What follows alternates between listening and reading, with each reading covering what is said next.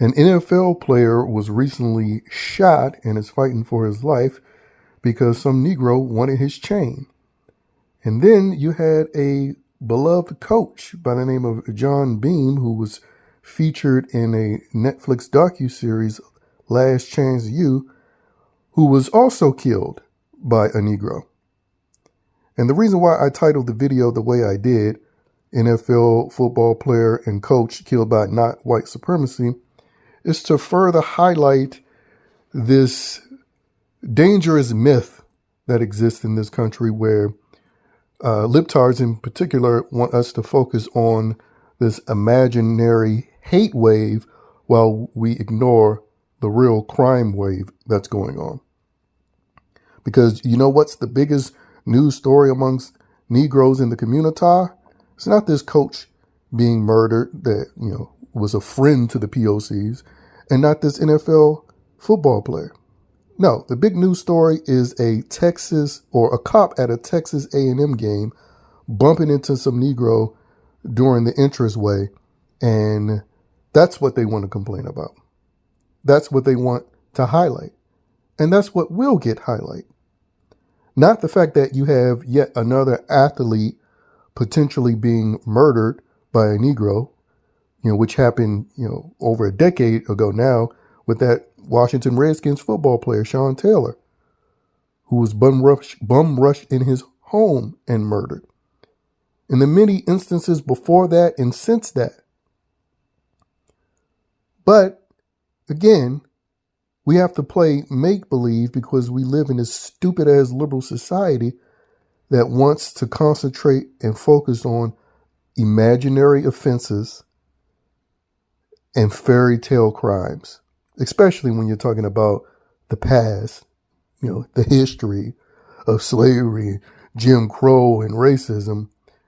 Yes, let's put all the attention and focus on that, and let's ignore the daily crime that happened by the hand of Negroes, Negro males in particular, but POCs in general, as they like to refer to themselves as, people of color.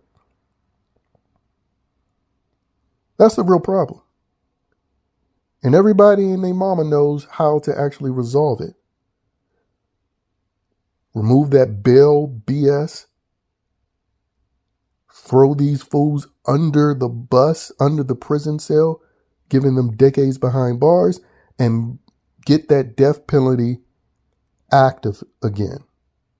Instead of waiting decades to finally put somebody to death who, murdered children or raped grandmas. Because some idiot moron liberal want to talk about restorative justice and, again, systematic racism, and use those arguments to defend low-life criminals.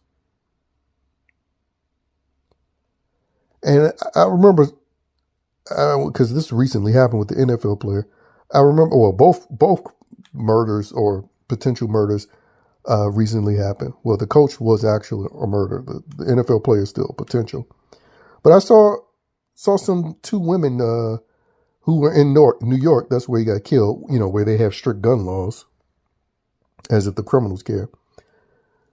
But yeah, they were talking about how, this doesn't normally happen around here because he was coming out of a swanky restaurant when he got shot. And it's like these dim-witted bitches just will never acknowledge that through their vote and through their advocacy vocally, they help cause this nonsense. And I know for sure his fellow football colleagues, active players and former players like Ryan Clark, who loves to cry racism 24/7, I guarantee you those Negroes most definitely don't acknowledge that they help cause these situations where people feel emboldened enough to be armed in a so-called strict gun area, as New York is, but still carry a gun on them, go to rob people for their neck chains, and shoot them if need be. It's because they see and they hear all of the advocacy for them as criminals, especially if they're so-called people of color. Because guess what? If they catch this Negro and he decides to play the victimhood card about how his childhood was bad, or how he's mentally incompetent, or the racist experience that he existed, or the racism that exists in society, and that caused him to, need to steal an NFL player's chain because he got to eat and he got kids to feed.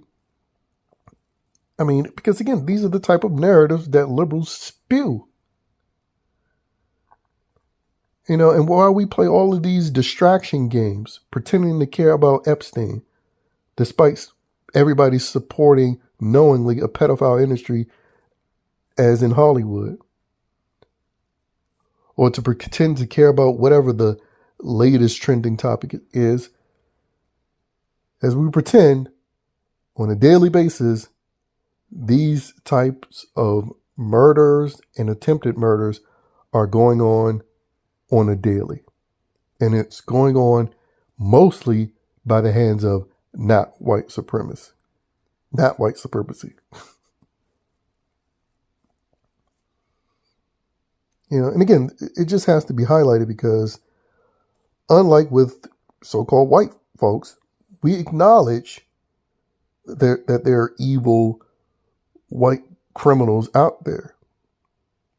Like, we don't pretend like they don't exist. In fact, we exaggerate it. And that's why it's significant to always shine the light when these Negroes do something or these colored people do something. Because unlike with the white folks, we pretend like, oh no, they're just all victims, even when they murder someone or attempt to murder someone. I mean, again, you saw it with the subway stabbing. This dude felt emboldened enough after stabbing that little Ukrainian white chick, who he was like 10 times the size of. He felt comfortable enough to say, well, she said something racist. I heard her say the N-word. And he only comes up with that because he's been raised decades in his existence on that being a legitimate reason to want to kill somebody. And so if you're a murderer, why not use that as an excuse?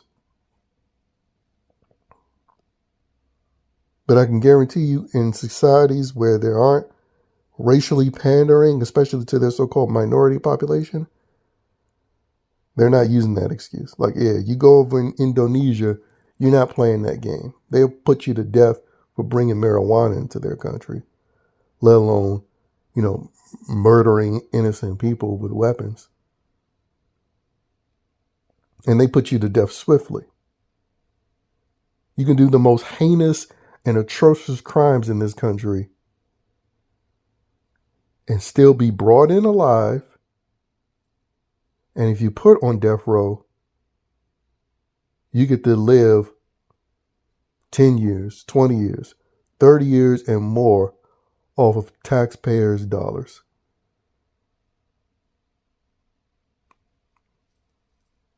I mean, this is why these sort of things go on.